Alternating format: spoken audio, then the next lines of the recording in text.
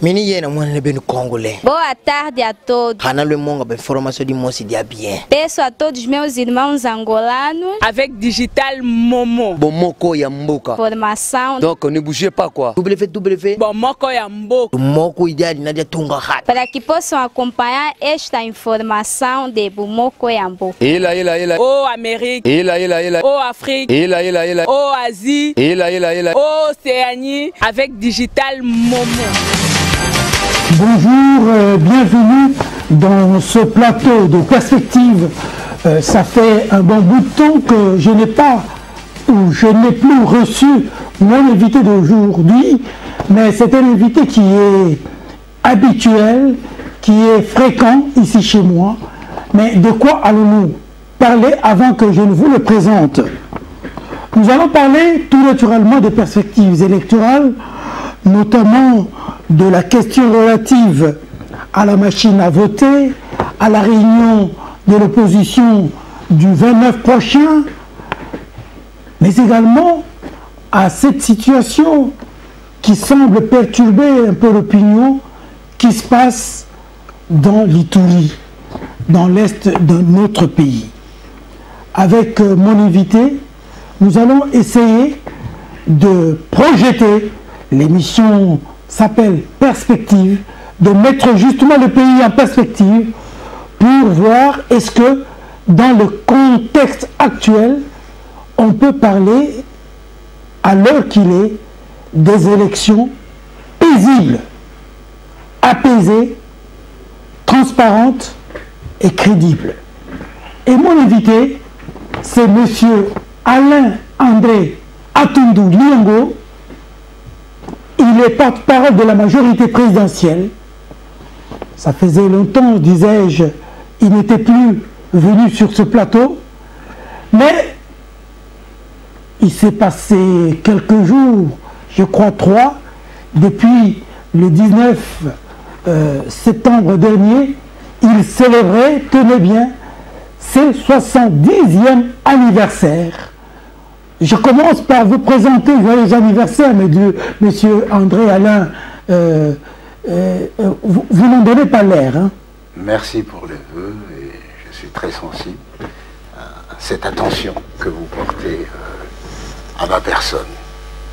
Et il est également, ça vous le savez, président du conseil d'administration de la SNEL. L'opinion semble dire que la situation à la SNEL semble se modifier. On ne sait pas par quelle magie vous êtes passé pour arriver à ce résultat. Hein. Par la synergie d'action entre le directeur général et l'ensemble des structures à travers le pays et grâce à la cohésion entre la direction générale et le conseil d'administration. Nous allons en parler en long et en large dans une autre émission plus élaborée et destinée essentiellement à cette question de la SNEL parce que cela, dans un passé récent, a fait couler beaucoup d'encre et des salives. Avec plaisir. Perspective électorale. Monsieur André, en tant que porte-parole de la majorité présidentielle, est-ce que vous êtes convaincu que dans le contexte actuel, tel que les choses se présentent actuellement, on peut parler des élections prochaines qui puissent être crédibles, apaisées, acceptées par tous, transparentes? Les élections prochaines seront apaisées. Mais malheureusement, avec le risque peut-être d'être troublé par ceux qui, ne se sentant pas prêts, préfèrent mettre en branle le schéma de chaos pour déboucher sur un énième dialogue avec comme série une transition sans Kabila. La transition sans Kabila, avez-vous dit? D'aucuns pensent que, d'après les données que présente la CENI, à les comparer à la réalité passez-moi la redondance, la réalité réelle des faits. Il n'est pas possible que les élections se tiennent véritablement le 23 décembre prochain. Et donc, la voie de sortie, c'est une transition.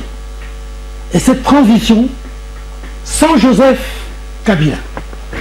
Mais ce n'est pas étonnant parce que ce n'est que la remise au goût du jour de leur plan initial de prendre le pouvoir en dehors des mécanismes démocratiques en vigueur dans notre pays et avec le concours ardent de leurs sponsors étrangers. Mais je pense que ce n'est pas le premier défi ni le dernier qu'aura à relever le peuple congolais, les autorités nationales et toute la nation. Les élections sont une action de souveraineté et donc comme notre peuple l'a décidé par la Constitution et la classe politique l'a confirmé par toutes sortes d'accords, eh bien les élections auront bel et bien lieu. En tout cas, le garant de la nation, du bon fonctionnement des institutions et de la démocratie se porte fort de ce résultat. Il fait tout. Déjà, il a tout fait pour que la CENI ne court pas le risque d'une panne logistique. Eh bien, il fait tout pour que la CENI, il a tout fait pour que la CENI ne court pas le risque d'une panne législative. Eh bien, il fera tout pour que les élections ne connaissent pas une panne politique. Alors, les élections, à vous entendre parler, vous êtes outrageusement convaincu que c'est le 23 décembre et pas une autre date et que les choses se présentent sous le meilleur jour d'après vous. Alors la question c'est que la machine a voté. J'ai suivi un candidat à la présidence de la République à qui Corneille Nangaa, président de la CENI, avait donné les réponses aux questions, d'abord, par rapport à la fiabilité de la machine, au cas où la machine tomberait en panne, par quoi ou comment devrait-on pallier cette lacune? Le président de la CENI aurait répondu à ces candidats-là que je reviendrai à vous le moment venu. Jusqu'à présent, Corneille Nangaa n'est jamais revenu. Un deuxième candidat à qui Corneille Nangaa a répondu, n'a jamais répondu au fait à la lettre de se rencontrer, un candidat qui a trouvé que la machine à voter que Corneille Nangaa présentait comme l'imprimante des bulletins de vote avait d'autres fonctions que Nangaa n'avait pas reconnues en son temps. Et que tous ces éléments réunis ne présentent pas un lendemain reluisant pour la tenue crédible des élections, contrairement à votre conviction. Bon, je voudrais d'abord préciser que je ne suis pas un juge pour trancher en faveur de Nangaa contre, d'autant que je n'ai eu aucune requête ni pétition dans ce sens. Mais d'expérience générale, d'une observation internationale, je dirais, aucune élection dans aucun pays ne s'est déroulée dans des conditions absolument parfaites, des conditions idéales, dans des conditions idéales et même dans des conditions idéalisées. Je voudrais rappeler ici les propos combien pertinents et toujours d'actualité de Monseigneur Kombo, Ernest de Brazzaville. Si vous voulez que la démocratie s'implante et se développe chez nous, évitez le piège du perfectionnisme. Nous avons connu 2 élections présidentielles aux États-Unis qui ont abouti au comptage manuel important. Et malgré les contestations, ces 2 présidents élus ont exercé leur mission. Le président Macron a été élu malgré les 500 000 doublons. L'Irak a organisé des élections malgré que le pays soit pratiquement occupé. En Afghanistan, la même chose. Donc ici chez nous, nous allons organiser les élections. Les élections seront organisées plus exactement dans les conditions environnementales du moment que nous devons assumer. Monsieur André, quand vous dites éviter les perfectionnismes, d'ailleurs Sartre disait qu'il avait horreur de tout ce qui se termine avec isme. Alors, j'espère qu'il n'a pas peur de l'humanisme. Je l'espère, moi aussi. Mais lorsque vous dites qu'il faut éviter le perfectionnisme, mais lorsqu'on constate qu'il y a des déficits dans ce que représente la machine à voter, notamment l'incorporation dans cette machine des possibilités, des connexions avec l'extérieur. Est-ce que vous croyez que des données telles que celles-là peuvent garantir la venue au vote de ceux qui remettent en cause justement cette fonctionnalité-là qui risque d'avoir des implications négatives sur les résultats des élections? Il faut être réaliste. Il faut vivre les pieds sur terre. Il faut vivre avec son temps. Nous vivons en démocratie, en République démocratique du Congo, en Afrique, en Amérique, aux États-Unis, en Europe, dans tous les pays. À aucun moment de l'histoire, je pense, les citoyens n'ont été aussi policiers grâce au permis de conduire, on peut vous poursuivre partout. Grâce aux banques, on vous poursuit. Grâce aux assurances, on vous poursuit. Mais ce sont les conditions, ou mieux les exigences de la vie moderne. Et donc cette machine n'a pas été fabriquée rien que pour les élections du 23 décembre. Le concept existe, c'est l'application. Mais vous imaginez que le producteur d'une machine soit tout à fait déconnecté de ces machines. Vous savez que, pour parler de la SNEF, il y a des machines qui sont suivies à distance, je crois, depuis la Suède, et que c'est eux qui nous ont fait remarquer qu'en disant, vous savez, si vous continuez l'expérimentation dans ce sens, ou les essais, eh bien cette machine va. Donc, ce sont les exigences de la modernité. Et donc, il faut vivre. C'est comme la liberté. Il n'y a pas de liberté sans contrainte. La liberté absolue au niveau des individus aboutit à l'anarchie au sens d'abord grec, qu'aucune loi ne s'impose, et ensuite au sens social, le désordre indescriptible. Donc, qu'est-ce qui va faire qu'il n'y ait pas vote, ou bien, je veux dire qu'il n'y ait pas fraude, ou que la fraude soit réduite à un niveau insignifiant et insignificatif? D'abord, c'est la conscience républicaine et démocratique des gens.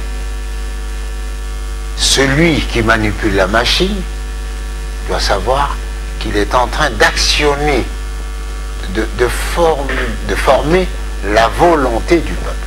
Et donc, il a une responsabilité à ne pas vicier. celui qui vient voter, il doit savoir qu'il vient désigner les animateurs. Et donc, il n'a aucun intérêt à solliciter la tricherie de la part de celui qui utilise la machine. Ça, c'est la conscience républicaine et démocratique. Deuxièmement, c'est les témoins. Il faut avoir des témoins à tous les niveaux, à toutes les étapes. Malheureusement, au niveau de l'enrôlement, eh bien, aucun parti. Et la CENI s'en est plainte. On avait des témoins. Alors, vous n'êtes pas à la source. Et vous voulez vous plaindre de ce qui sort. Commencez par contrôler tous les mécanismes. Je voudrais dire ceci, que pour nous, de la majorité, conscients des faiblesses réelles, putatives, etc., ou des conditions humaines dans lesquelles vont se dérouler nos élections, nous nous préparons d'abord, à ne pas être victime de la malveillance des gens et de la défaillance des machines. Je pense que le plus grand défaut ou danger des élections du 23 décembre, c'est plus la malveillance des acteurs, c'est-à-dire de nous les citoyens, que la défaillance des machines. La défaillance peut être corrigée. La malveillance va porter des effets tout au long du monde. Cette malveillance, si je puis le dire, elle existe un peu partout. Alors, la question que l'on se pose, la CENI est un organe technique. Elle organise les élections, non pas pour elle-même, mais pour les Congolais. Au cas où l'ensemble de tous les Congolais diraient non, ou la majorité des Congolais dirait non à cette machine. J'ouvre une parenthèse pour dire que la prochaine réunion de l'opposition du 29 prochain, sans être devin, j'ai l'impression que l'opposition va dire non à la machine à voter. Qu'adviendra-t-il? D'abord, c'est son droit de se prononcer sur tout fait en République démocratique du Congo, dès lors qu'il respecte l'ordre public, la moralité et la constitutionnalité. Ensuite, la machine à voter, le peuple congolais, d'abord par la Constitution,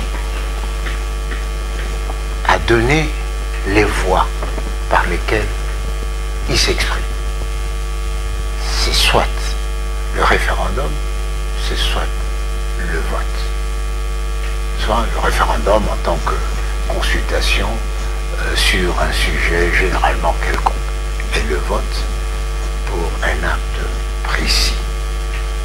Et donc, que les gens, un groupe de citoyens, se réunissent et se disent, nous sommes contre la machine à voter, ce qui est le droit, mais pour que cette volonté soit imposée à l'ensemble de la République et au commis de l'État qui a été désigné à cet effet, il faudrait que cette volonté de ce groupe respecte les voies constitutionnelles pour que cette volonté soit la volonté de l'ensemble de la nation. Et donc qu'elle soit opposable erga omnes. Oui, et donc pour le reste, ce sont des pressions. Si la majorité des Congolais dirait non. Oui, mais pour que la majorité des Congolais disent non, il faudrait qu'ils s'expriment par référendum. Est-ce que vous avez entendu que ces groupuscules ou ces multigroupes de l'opposition ont initié une pétition au fin de référendum avec ce sujet. Ce sont des manœuvres dolosives, ce sont des actes de diversion pour essayer de faire pression sur le fonctionnement normal des institutions et amener le président de la République en tant que garant de la nation à ne pas respecter son serment constitutionnel. Il ferait quoi? D'après eux, le président doit fermer les yeux, puisque 100 personnes ont dit que la machine à voter n'est pas bonne, eh bien, qu'importe que la Constitution ait donné à la CENI le droit d'organiser les élections, qu'importe que la classe politique ait donné à la CENI le droit, je ne sais pas si c'est une expression exacte, mais enfin, est recommandé à la CENI, je crois que c'est plus exact, recommandé à la CENI de chercher un mécanisme moins dépensier. Donc, nous sommes un État de droit. Nous l'affirmons chaque fois que nous nous réunissons. Respectons le mécanisme mis en place par la Constitution pour que la volonté d'un individu ou d'un groupe soit reconnue constitutionnellement comme la volonté de l'ensemble de la nation, la volonté du peuple. Alors, M. André Alain, vous allez répondre par oui ou non. Aujourd'hui, croyez-vous que le commun des mortels congolais accepterait de poursuivre demain, après les élections, l'expérience de vie vécue aujourd'hui? D'abord, si le peuple, la volonté du peuple, est que, après chaque 5 ans, qu'on renouvelle les animateurs, c'est pour vivre de mieux en mieux. Donc, le sens moral, une des sources morales de cette périodicité électorale, c'est la perfectibilité et le besoin d'un meilleur confort chaque fois, aussi longtemps que l'on vit. Donc, il est normal que celui ou ceux qui seront désignés comme animateurs puissent améliorer la situation de nos populations là où ils l'ont trouvé, avec un plan novateur pour les aider. Parce que, n'oubliez pas, la caractéristique essentielle de l'homme, c'est que l'homme est une tension, n'est-ce pas? Une tendance inépuisable au dépassement. Ça, c'est l'homme. Dès qu'il a ce qu'il a réclamé, eh bien, ça sert de base à une autre réclamation. Et ainsi de suite. Donc, quand vous prétendez à une telle fonction, comme le président de la République, eh bien, il faut savoir que la satisfaction du peuple est un horizon qui s'éloigne au fur et à mesure qu'on le réalise. Monsieur Alain André, la question de la tenue des élections. Vous croyez que le contexte dans lequel vivent les Congolais aujourd'hui s'apprête mieux à la tenue justement de ces élections? Je prends un exemple. Béni, Ituri. Formellement, Béni est une ville militarisée, sécurisée. Que les ADF y pénètrent, tuent 19 personnes, font 9 blessés, se retirent et s'en vont, ça pose un problème de climat sociopolitique, socio-sécuritaire pour la tenue des élections. Croyez-vous que dans ce climat-là, les élections peuvent être envisagées comme tenables? Votre résumé sécuritaire sur Béni, l'ADF pénètre, tue, se retire, est un raccourci saisissant certes, mais qui ne traduit pas la réalité des faits. Quelle est la réalité? La réalité des faits, c'est que nos forces armées sont sur place.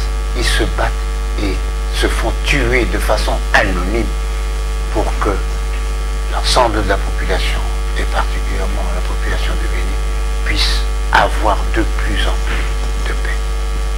Mais, comme vous le savez, c'est une affaire de tout le monde et ça prend du temps. Si il y a eu un attentat en Iran, au moment des défilés militaires, dans un périmètre bien sécurisé, serez-vous étonné qu'il y ait ces incursions de la part des ADF? C'est pour dire que le criminel n'a que faire, n'a cure de sa propre vie, eh bien, pour faire une action d'éclat, il est prêt à sauter avec les victimes. Mais ceci ne doit pas vous traumatiser. Parce que qu'est-ce que c'est que la sécurité? La sécurité, c'est un sentiment, on va dire, de confort social, dû au fait que, 1. Les autorités ont écarté tous les dangers, 2. Où les autorités sont capables de faire face à tous les dangers. Et dans le cas de Béni, les autorités sont capables de faire face. Aujourd'hui, les ADF n'agissent plus comme un terrain conquis. Ils agissent comme des brigands de grand chemin qui attendent au tournant et leur forfait commis, ils disparaissent dans la nature. Exactement, la fin de votre réponse retient mon attention. Ils attendent le moment des distractions. Non, pas forcément des distractions. C'est que eux, ils estiment un moment spectaculaire pour attirer l'attention. Et je peux vous assurer que pendant la période électorale, des mesures idoines seront prises pour que les populations qui iront aux élections ne soient pas désagréablement surprises par quelques personnages sans foi ni loi, assoiffés de sang et de spectacle. Alors, mais M. Atundo, clairement, diriez-vous que le régime dont vous êtes membre aura résolu le problème sécuritaire ou aura été à mesure de maîtriser les aléas qui mettraient en mal les conditions sécuritaires, prenons depuis 2001 jusqu'à ces jours, surtout dans l'Est de la République?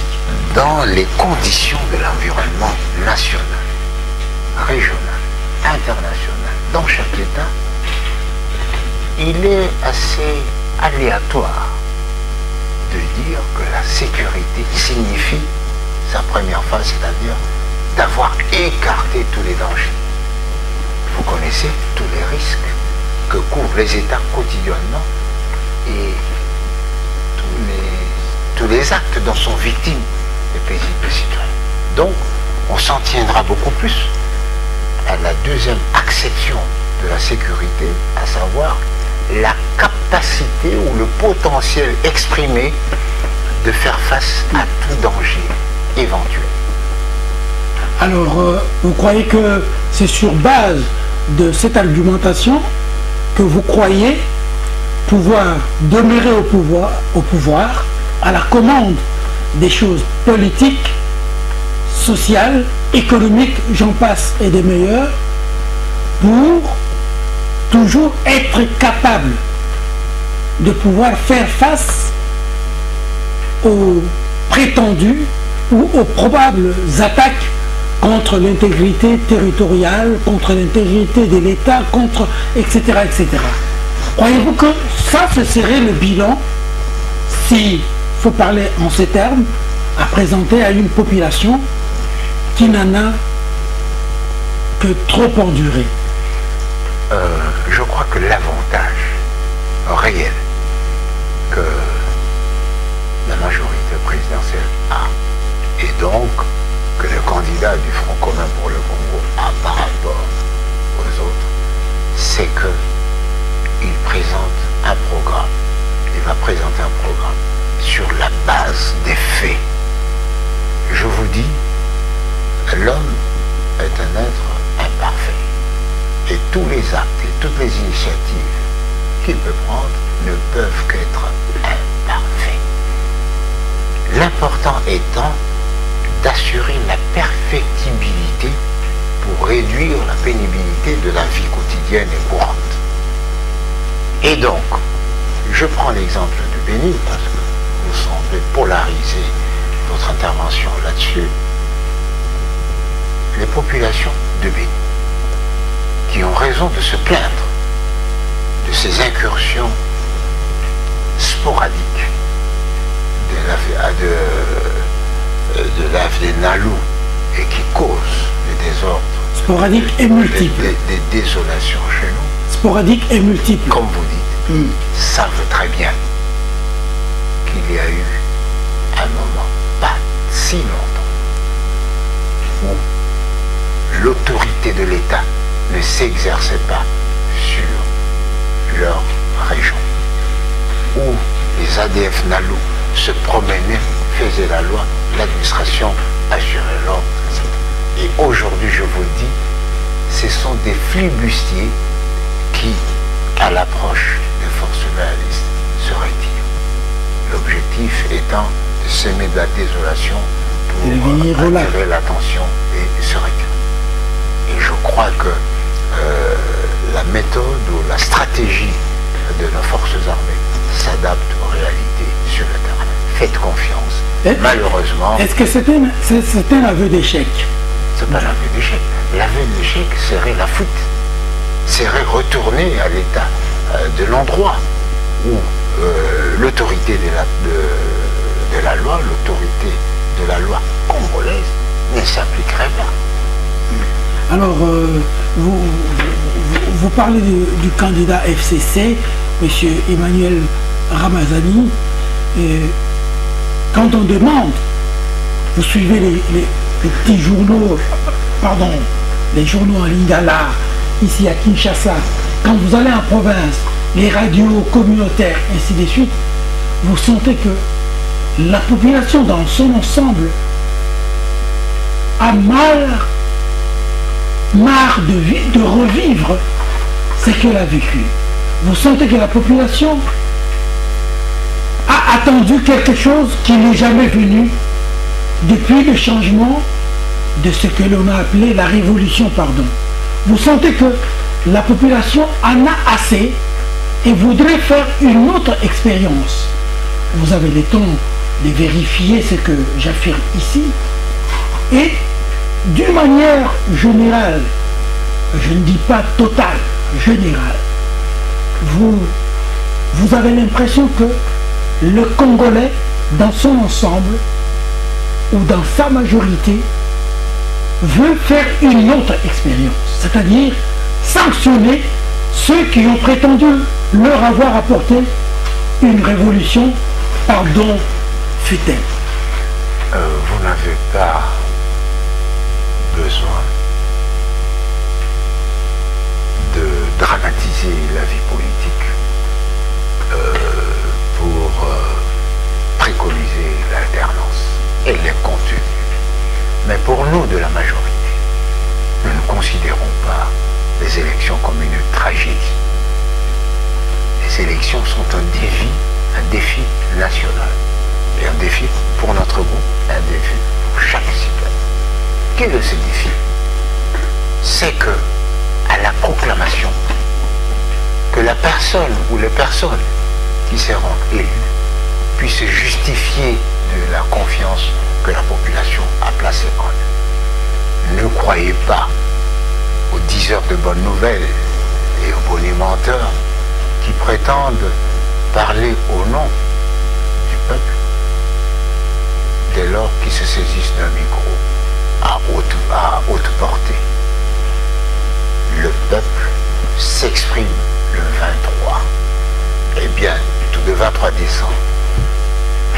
laisse le peuple s'exprimer. Au lieu de faire des actes de diversion, de se réunir sous une coupe, j'allais dire, réglée, d'une autorité morale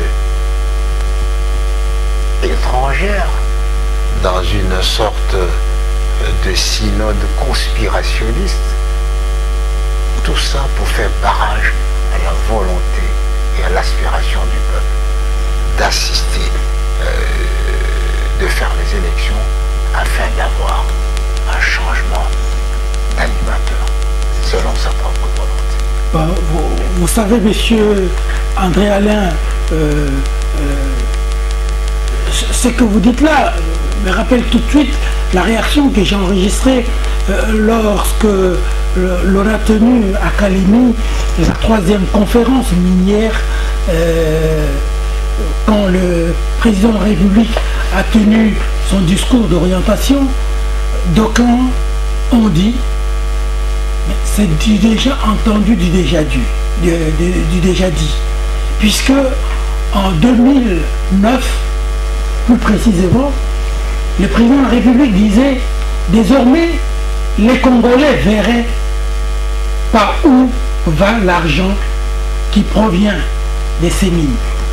Est-ce qu'aujourd'hui on peut prétendre que le Congolais a vu par où partait l'argent de ces mines, puisque le président est revenu quasiment sur ce qu'il avait dit 9 ans durant? Vous n'auriez pas dû poser cette question de cette façon-là. Le président l'a dit à Kalemi. Aujourd'hui, à Kolwezi, qu'est-ce qu'il a dit?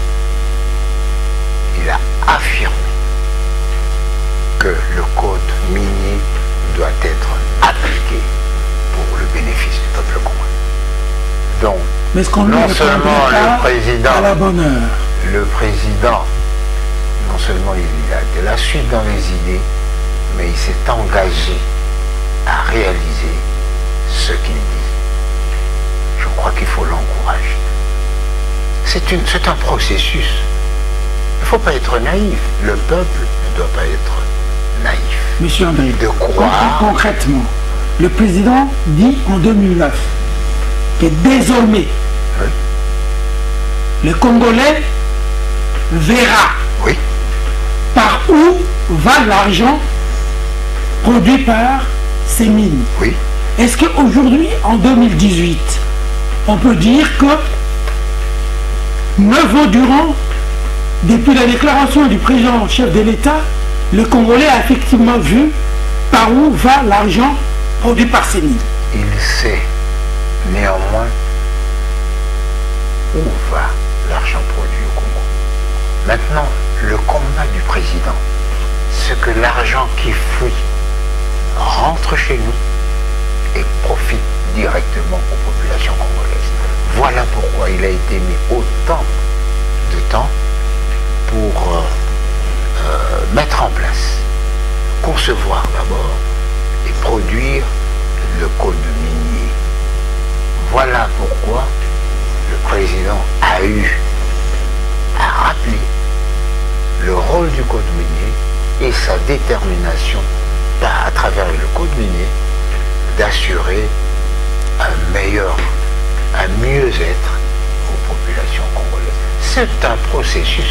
Ne croyez pas que allez, on est le 23, disons qu'on proclame le 24, et immédiatement la situation change parce qu'il a dit, voilà, je vais. Non. Une proclamation de principe, une profession de principe, sans acte concret, c'est un vœu pieux.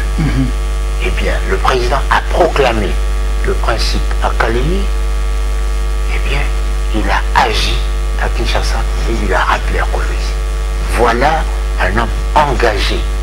Voilà un homme qui ne veut pas tromper le peuple par des formules idéalisées, comme si, pour être, quand on a un mandat, eh bien, on ne connaîtra pas d'insuffisance.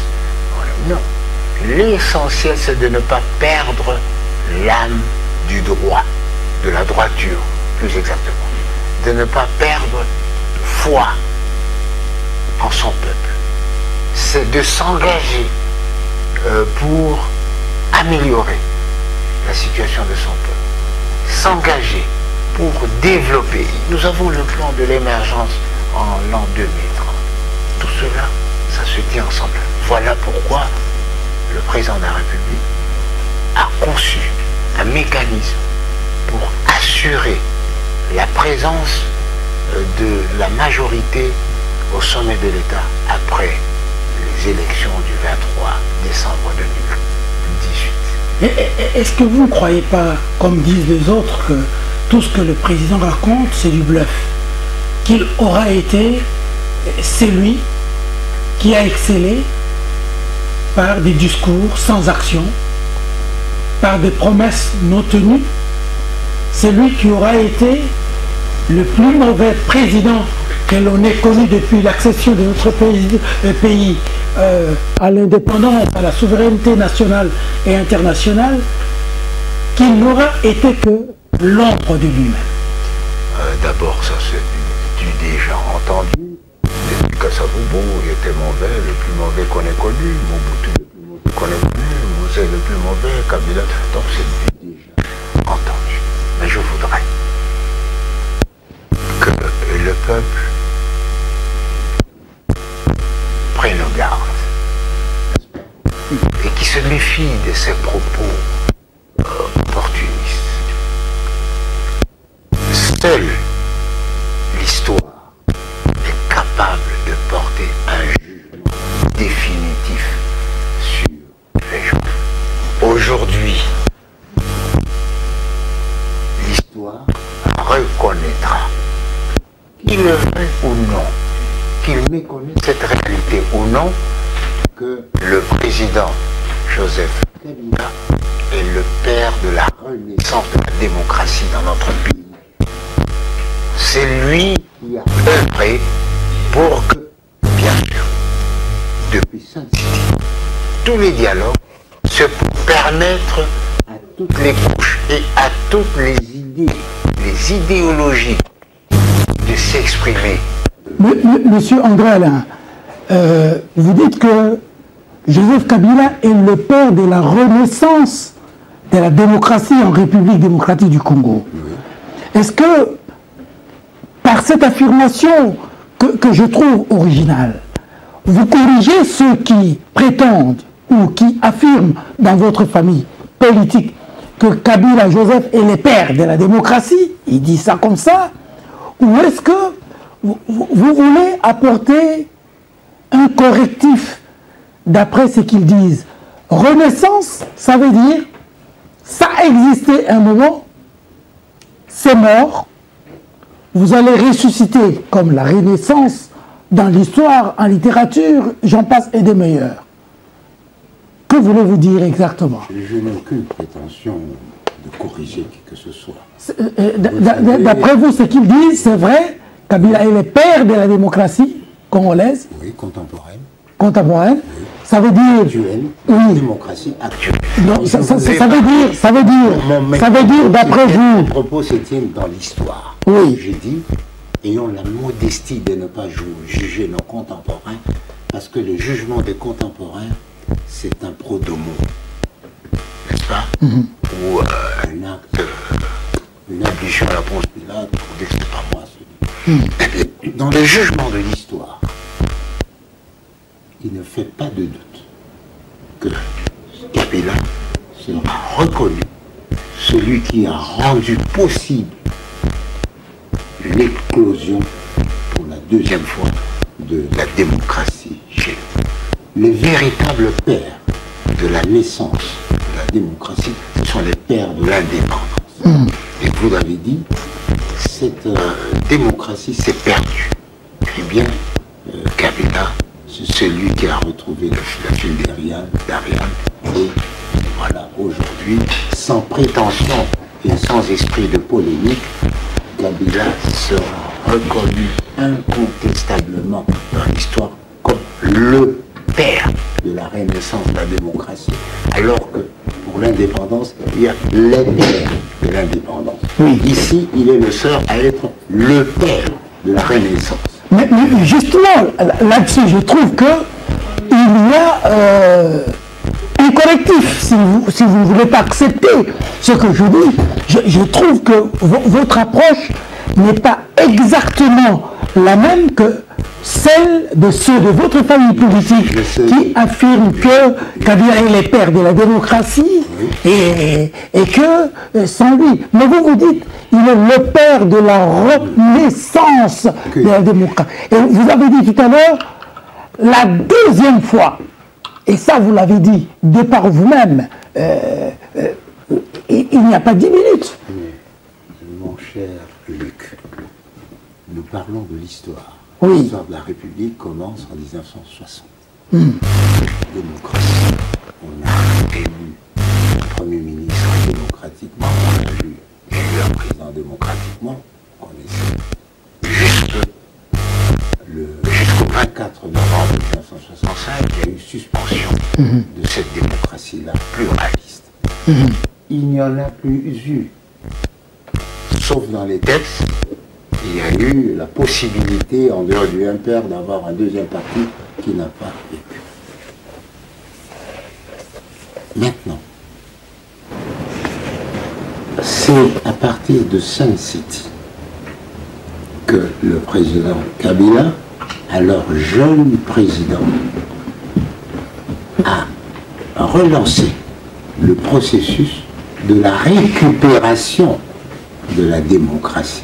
C'est ça que je dis, la renaissance. Mais l'expression qu'emploie, quand vous dites les membres, qu'emploie ma famille, signifie qu'actuellement, cette démocratie que nous vivons, c'est le président Kabila qui en est le père. Moi, je me place dans l'histoire, eux, ils se placent dans le présent. Et donc, que diriez-vous, monsieur André Alain? La même réalité sous deux aspects différents. Absolument. Mais que diriez-vous, monsieur Alain André, si quelqu'un d'autre venait, après Kabila, puisque quelqu'un d'autre va venir, et qu'il respectait le timing fixé par la Constitution, à la date voulue, les élections se tiennent. À la date voulue, on a déjà connu les dauphins. Je me rappelle, vous allez vous rappeler aussi que sur ce même plateau, vous avez déclaré une fois que si nous n'avions pas de candidats au présidentiel, quand les débats étaient focalisés autour de réticence de Kabila à pouvoir nommer le dauphin. Et aujourd'hui, à la dernière minute, ouf, il nomme Ramazani. Peut-être que ça sera la dernière question. Il nous reste 3 minutes. Dites-moi, quel est l'héritage dont va bénéficier Ramazani pour présenter au peuple congolais et dire que votez pour moi parce que je suis la continuité de cet héritage. Je ne voudrais pas franchement répondre à cette question pour ne pas faire l'objet d'une mesure portant sur une campagne précoce. Mais je vous l'ai dit que le régime, l'action du président Kabila depuis 17 ans bientôt, a porté ses fruits. Et c'est sur ces aspects positifs qu'il va se présenter. Et sur ce plan-là, permettez-moi de le dire, il a un avantage incommensurable par rapport à ceux qui pendant 17 ans n'ont passé leur temps qu'à créer des situations de dialogue politique pour des systèmes conjoncturels, des systèmes en réalité sans vision, pourvu qu'ils se retrouvent dedans. Alors, monsieur André, vous avez cité Monseigneur Ernest Kombo tout à l'heure pour dire qu'il faut éviter le perfectionnisme. Hein? Le piège du perfectionnisme, c'est lui qui l'a dit. Si nous voulons implanter la démocratie chez nous et la développer, on parle du Congo-Brazzaville, il faut éviter le piège du perfectionnisme. Exactement. Parce que le perfectionnisme est handicapant. Il vous permet de tourner en rond, mais sans avancer. Oui, mais répondez-moi. Kabila, d'après vous, depuis ces dernières 17 années, les choses ont été bien. Oui. C'est un humain, donc perfectible. C'est-à-dire qu'il y a des choses qu'il aurait pu mieux bien faire qu'il a mal faites. Alors, quand on lui a posé la question, où pensez-vous n'avoir pas été à mesure de bien faire les choses? Lui-même a répondu à la question de mon confrère Alain Kiouka, je n'ai pas réussi à transformer le Congolais. Ça, c'était lui. Mais d'après votre analyse, à vous, monsieur André Alain Atundou, vous me regardez et vous regardez votre... je vais regarder franchement. Où est-ce que Kabila vous regardez dans les yeux n'aurait pas bien fait les choses et que, souhaitons-lui bonne chance, Emmanuel Shadari, au cas où il deviendrait président de la République, il améliorerait. Je suis porte-parole de la majorité. Je suis porte-parole, donc, de Joseph Kabila. Moi, je vous porte sa parole et je vous l'interprète. Pourrais-je mieux m'exprimer que lui-même? Vous avez le privilège que le président ait répondu à cette question. J'ai dit, là c'est lui. Pourquoi voulez-vous édulcorer? Non, le président. Moi, je suis là pour le président. Oui. Quand il dit... Donc, vous vous effacez en tant qu'André Alain Atundou, et il n'y a que les idées du président qui prévalent sur vous. Bien sûr, je suis porte-parole dans ce rôle-là. Mais lorsque je vous disais ici, à longueur des émissions, que le président a dit qu'il va respecter la Constitution, mais vous ne m'avez pas cru. Heureusement que le président a désigné son dauphin. Mais maintenant qu'il vous dit, moi j'ai échoué là, là. Alors, que voulez-vous que je dise? Mais il n'y a que lui qui peut s'exprimer correctement, adéquatement, sur une question aussi sensible que beaucoup d'autres auraient évité. Et donc, vous laissez la voie ouverte à ceux qui pensent qu'il y a des endroits où il a échoué et qu'il n'a pas cité, de le dire et de les dénoncer comme étant ses faiblesses. C'est l'imperfection, c'est dans la nature des choses. Pour cet aspect des choses, nous avons la campagne. Ils vont prétendre, eh bien nous allons défendre. Mais je pense que, en toute honnêteté, Kabila, en 17 ans, a beaucoup fait pour le peuple congolais que nous l'ont fait ceux qui ont passé leur temps à lui mettre des handicaps et des bâtons dans le roue.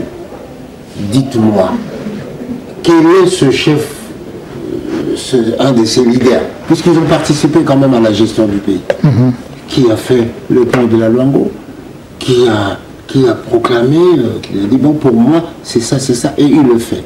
Il n'y a que Kabila. Alors, ne me poussez pas à avoir l'air d'un panigérique en disant, voilà, il est là, encenser Kabila. Moi, je vous parle des faits. Laissez la campagne. M. Shadari saura défendre le bilan et présenter des solutions novatrices aux problèmes anciens. Nous sommes beaucoup plus curieux à entendre ce que vont présenter ce groupe multiple et différent que l'on appelle opposition, eux qui n'ont pas été capables pendant 10 ans à se choisir un porte-parole, eux qui sont incapables jusqu'à la veille des élections d'avoir un candidat unique, et eux qui sont incapables jusqu'à la veille des élections d'avoir un programme unique. Alors, vraiment, respectons le peuple. Ne passons pas notre temps. Celui qui passe son temps pendant la campagne à attaquer son adversaire, c'est qu'il voudrait cacher quelques faiblesses. M. Chadari n'aura pas le temps d'attaquer. Il a un bilan à défendre, il a un programme à proposer. Il a une histoire, au moins lui, il a un pédigré. Parce qu'il faut voir aussi la personne de chaque candidat. Donc, moi, j'estime que nous avons un candidat capable de nous assurer la victoire. Eh bien, que les autres fassent pour que la démocratie puisse triompher plutôt que dans des attaques ad hominem qui ne sont qu'en réalité des frustrations contre-productives pour la vie de la démocratie dans notre pays. Je vous remercie de tout cœur, monsieur Alain-André Atunduliongo. Je vous réitère mes vœux de bonheur pour vos 70 ans, votre anniversaire. Vous avez dit il faut respecter le peuple. Et je crois que c'est par ce mot que nous allons terminer cette émission qui va être diffusée à 21h, rediffusée ce mardi à partir de 11h. À toutes et à tous, merci d'avoir pris de votre temps à nous regarder dans cette émission. Merci à toute l'équipe technique. Merci et à la prochaine. Au revoir.